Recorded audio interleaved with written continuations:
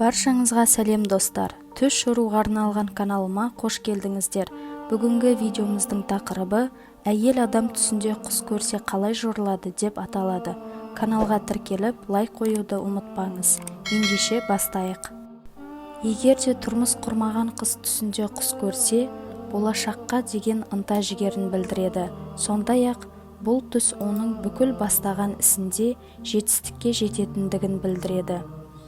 Ал бойдақ қыз түрлі түсті құс көрсе, ол армандарына қол жеткізіп, бақытты өмір сүретіндігін білдіреді. Бұл түс сондай-ақ сіздің рызық несібеңіздің мол болатындығын білдіреді.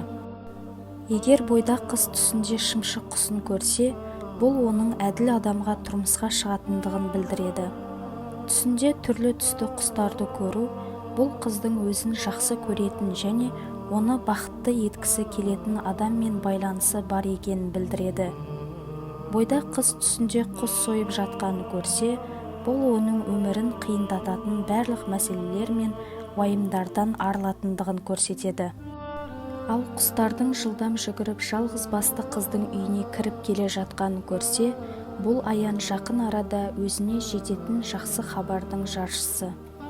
Жалғыз бой жеткен түсінде құс бағып жатқанын көрсе, бұл оның жүрегінің нәзік, таза, асыл сезімге толы екенін көрсетеді. Түсінде құстардың нәжісін көру туралы айтатын болсақ, бұл түс көрушінің мол байлық пен жақсы хабар келетіндігін көрсетеді. Үйленген әйел түсінде құстарды көрсе, бұл жақсылық пен алдағы ризықты көрсетеді. Бұл көрініс сонымен қатар күйеуі екеуі арасындағы сүйіспеншілікті көрсетеді.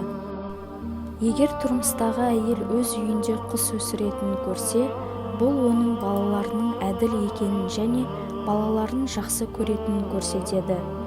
Үйленген әйел түсінде құстың етін жейтінін көрсе, бұл оның күйеуімен бірге көрген жақсылық пен бақытты көрсетеді. Осымен түс жоруға арналған видеомыз аяқталды. Егер де біздің видеомыз ұнаған болса, лайк басып комментарий қалдырыңыздар және де подписация бөлімін басып қоңырауды басуды ұмытпаңыздар.